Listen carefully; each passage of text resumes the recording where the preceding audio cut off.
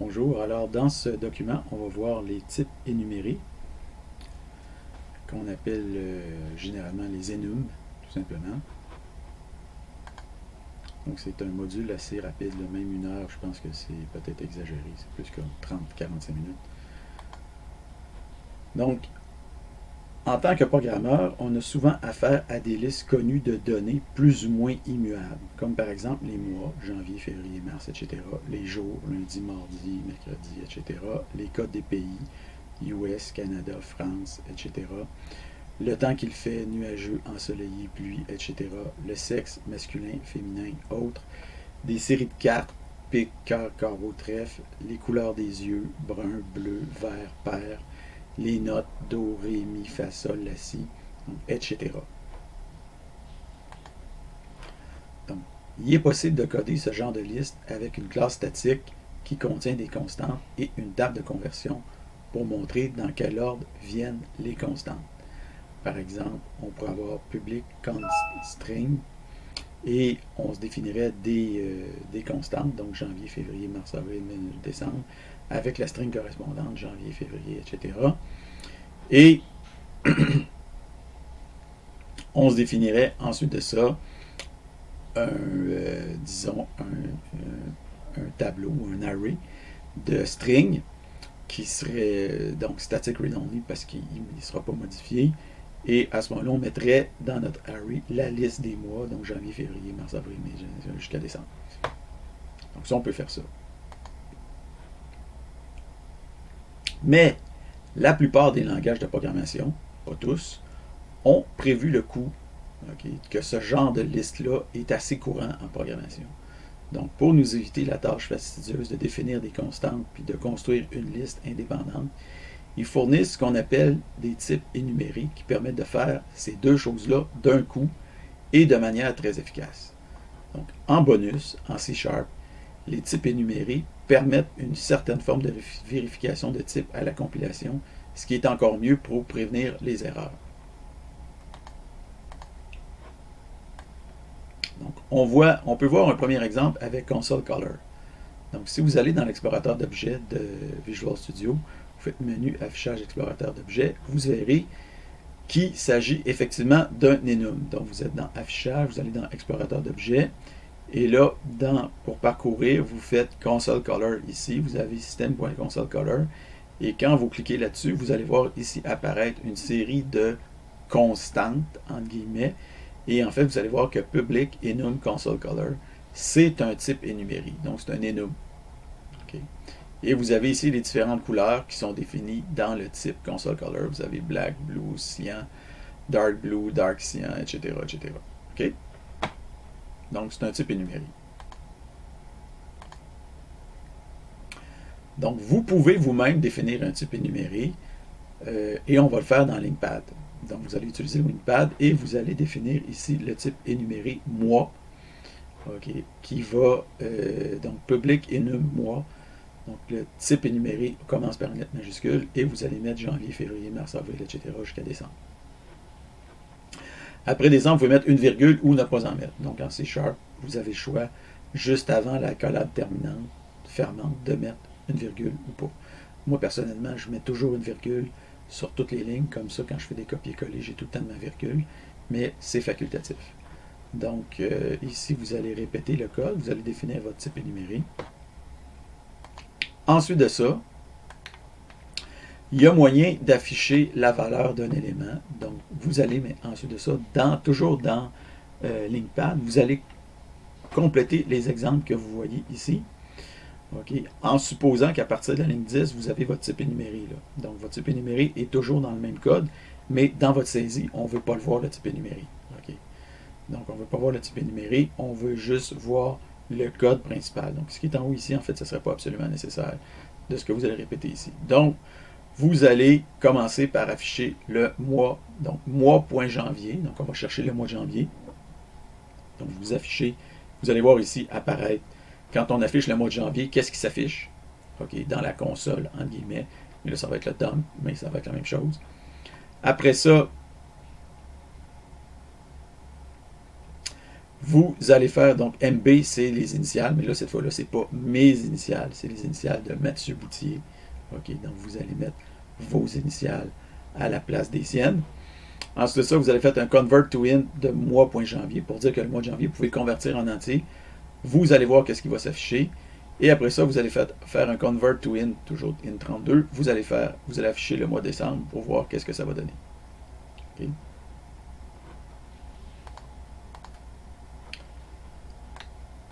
Donc, il y a moyen de modifier comment on initialise une énumération. Donc, peut-être qu'à partir de la diapo précédente, vous avez remarqué que, en fait, un type énuméré, ce que ça fait, c'est que ça définit un paquet de constantes qui commence à la valeur 0.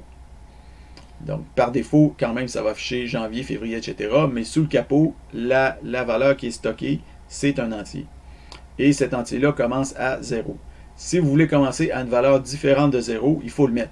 Donc, par exemple, ici, si vous mettez janvier égale 1, virgule, ça va faire en sorte que février va être 2, mars va être 3, avril va être 4, etc. Ce qui correspond plus à ce que nous, on fait les humains. Si vous dites que vous êtes né ou telle affaire, ça se passe le 2021, je sais pas moi, 2021 04 05, ben le 04 c'est le quatrième mois. Le quatrième mois, c'est pas mai. Le quatrième mois, c'est avril. Donc 1, 2, 3, 4. Okay? Donc c'est pour ça que les mois, c'est préférable de compter à partir de 1 et non pas à partir de 0. Donc vous avez juste à ajouter la modification que vous voyez ici dans votre code. Et une fois que vous avez fait ça, on voit maintenant comment on peut faire certaines opérations sur les types énumérés. Donc, toujours ici, vous avez que votre type énuméré apparaît plus bas. OK.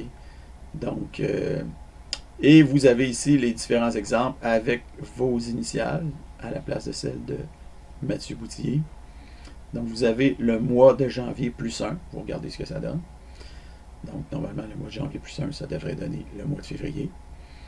Après ça, vous convertissez le mois de mars en entier. Vous regardez ce que ça donne. Vous regardez ce que donne le mois numéro 6. Donc, le chiffre 6 converti en mois. C'est quoi la différence entre le mois de décembre moins le mois d'août? Donc, il y a combien de mois entre les deux, si vous voulez. C'est quoi le mois de décembre moins 1? Probablement que ça va être novembre. C'est quoi le mois de décembre plus 1? Oups, bizarre. On peut faire le mois de décembre plus 1. Est-ce que le mois de décembre est égal au mois numéro 12? Mystère et boule de gomme. Est-ce que le mois de mars vient avant le mois de juillet? Probable que oui. Okay, donc vous affichez ici vos résultats et vous faites la saisie à la diapo suivante. Et vous devez expliquer le résultat de l'exemple 6. L'exemple 6 étant celui-ci. Donc, mois de décembre plus 1. C'est un peu une petite colle, mais vous essayez de vous débrouiller. Autre élément sur les énumérations, donc donner le résultat de chacune des expressions suivantes. Donc si ici on fait un string.join virgule enum.getValues type of mois, qu'est-ce que ça va vous donner? Exemple 1. Exact. Vous verrez ce que ça va vous donner. Après ça, vous ferez un getNames au lieu d'un getValues. Du type of de mois, du type d'énumération, du type énuméré mois. Après ça, vous verrez si le mois numéro 1 est défini, donc isDefine mois numéro 1. Puis après ça, isDefine mois numéro 13. Est-ce que le mois numéro 13 existe? Et après ça, est-ce qu'on peut parser le mois de mai? Et si on parse le mois de mai, qu'est-ce que ça donne? OK. Donc, vous verrez ici les résultats. Vous affichez vos résultats. Donc, il faut faire attention parce qu'on a certaines choses bizarres. Par exemple, on a que le mois de décembre plus 1, c'est égal à 13. Ça, c'est vrai. On a que le mois de décembre plus 2, c'est égal à 14.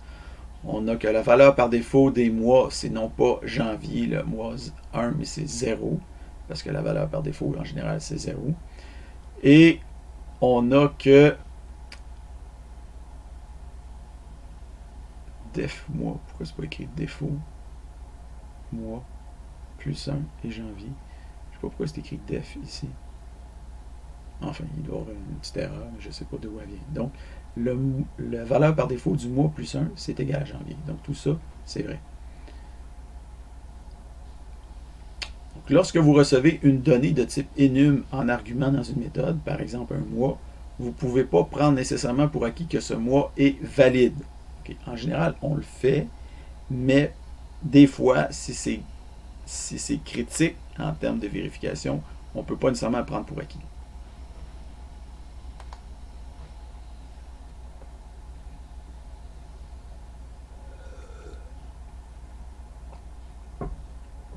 Donc, les énumérations s'utilisent assez facilement avec des conditions.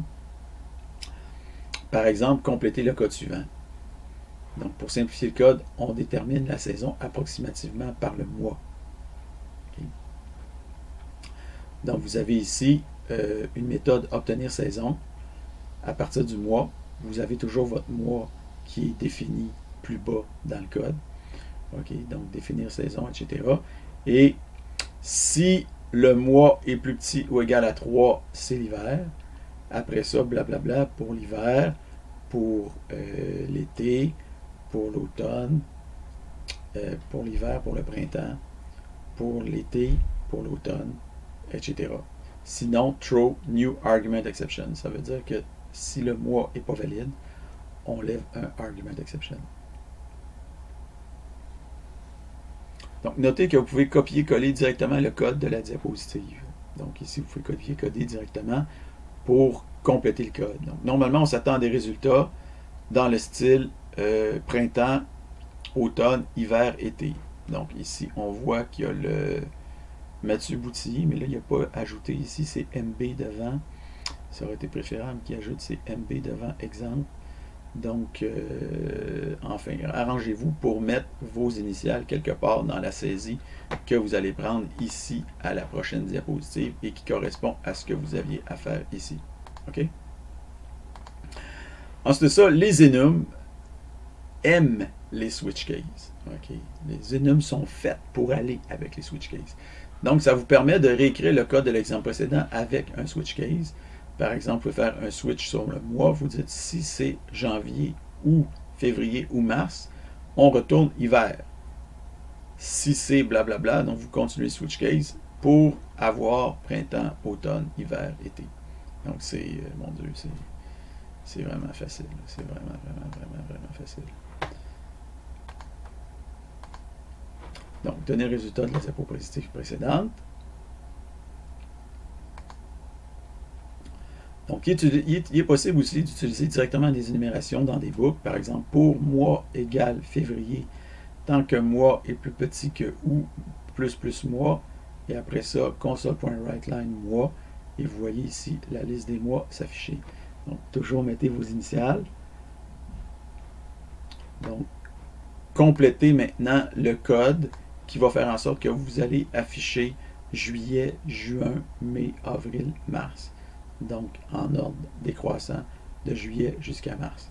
Faites ensuite votre saisie de code ici qui permet de faire ça, donc la boucle, avec la sortie et avec vos initiales.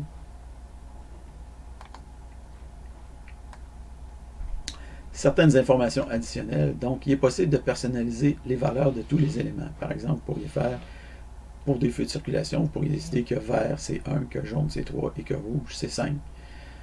C'est possible aussi de déclarer des variables de votre type. Par exemple, vous pourriez dire circulation C est égal à circulation.vert. OK, donc, et par exemple, ici, vous pourriez faire un c.toString.dom et vous afficheriez à ce moment-là le vert en question. Donc, c'est possible de créer aussi des listes, des tableaux, des arrays, en fait, tout ce que vous voulez. Donc, ce type-là est utilisable comme n'importe quoi que vous pouvez utiliser déjà comme un type. Donc, on pourrait avoir une liste de feux de circulation. On pourrait ajouter là-dedans le vert, le jaune, le rouge et domper le tout. À ce moment-là, on aurait vert, jaune, rouge. Okay. Une chose que je veux porter à votre attention ici, c'est qu'en général, les types énumérés sont écrits au singulier, même si vous avez plusieurs valeurs dans votre type. Okay? Donc, c'est les feux de circulation, mais on va mettre circulation au singulier. Pourquoi? Parce que quand on va déclarer une variable circulation, on ne mettra pas ça au pluriel. On réserve en général le pluriel quand c'est des collections. Ici, ce n'est pas une collection. Ce n'est pas un ensemble de feux de circulation. Donc, quand vous utilisez circulation, il y a juste un feu de circulation. Donc, c'est pour ça qu'on le met au singulier. Aussi, les enums sont des valeurs et non pas des objets. Donc, c'est des types valeurs et non pas des types références. Donc, par exemple, si vous faites un using statique oui-non, vous avez ici votre type énuméré oui-non, qui comprend juste des valeurs non et oui. Et supposons que vous définissez un gamer qui est égal à oui, donc la variable gamer est égale à oui. Après ça, gamer.getType.isValueType, donc vous faites gamer ici, vous allez chercher son type. Après ça, vous vérifiez si c'est un value type, puis vous faites un dump. Là, vous voyez que c'est moi qui ai fait l'exemple qui est ici. Donc, à ce moment-là, ça va vous donner true. Donc, vous mettez vos initiales. Si maintenant, vous allez chercher la valeur par défaut, vous faites un dump, vous allez voir que la valeur par défaut, c'est non. Mais non, c'est la première valeur que vous avez dans votre type énuméré et ça correspond au 0. Et finalement, si vous faites un size-off de oui-non, vous allez voir que c'est 4 parce qu'un type énuméré, en fait, c'est un entier sur le capot et un entier 32 bits. Donc, voilà, ça veut dire que c'est ça. Donc, c'est aussi, ça correspond aussi au fait que c'est un type valeur. Donc, vous faites ici votre saisie. Donc, remarque terminale. Donc, type énuméré versus énumérable. Donc, malheureusement, en .NET, les termes énumérés et énumérables sont similaires, mais décrivent des situations tout à fait distinctes. Donc, il ne faut pas confondre les types énumérés, ce qu'on vient de voir dans ce document-là, qui sont les enums, avec les collections énumérables. Donc, énumérables, ça veut dire qu'ils implémentent l'interface énumérable, donc le fameux link. Donc, comme par exemple les strings, les arrays et les lists. Bon, en fait, la plupart des collections sont énumérables. Donc, énumérable, ça veut dire que vous pouvez faire un for each dessus. Ça veut dire que vous pouvez appliquer les méthodes de link dessus. Mais les types énumérés, c'est complètement différent. On ne peut pas appliquer, les types énumérés ne sont pas énumérables, rien de ça. Mais un type énuméré, comme on a dit tantôt, c'est juste une valeur. Donc, un mois, c'est pas plusieurs mois, c'est un mois. Dans votre type, vous définissez tous les mois. Et quand vous utilisez le type mois, ça représente un seul mois, pas un ensemble de mois. Okay? Donc, c'est important de faire la distinction entre les deux. Puis énuméré versus énumérable, c'est pas la même chose. Donc ensuite de ça, vous avez les validations. Et une fois qu'on a passé les validations, on arrive à la conclusion et remise. Donc vous avez qu'en C#, c'est possible de concevoir ses propres énumérations. La valeur de chaque élément est personnalisable. Les énumérations s'utilisent très bien avec les structures de contrôle, comme if, else, switch case, puis les books. Les listes, les vecteurs peuvent s'utiliser aussi avec des énumérations personnalisées. En fait, vous pouvez mettre ça n'importe où, ou vous pouvez déjà utiliser des types existants, comme int, char, etc. Et aussi, non mentionné ici, les enums sont un type valeur. Donc, vous pouvez maintenant procéder à votre auto-évaluation en rentrant ici le pointage. Vous voyez qu'il y a un point ici. Ça, c'est les numéros de diapositives correspondantes. Donc, pour chaque diapositive, vous avez un certain pointage et vous mettez le total sur 10. Donc, sincèrement, si vous n'avez pas 10 sur 10 là-dedans, enfin, vous comprenez où je veux en venir. Donc, voilà, c'est tout.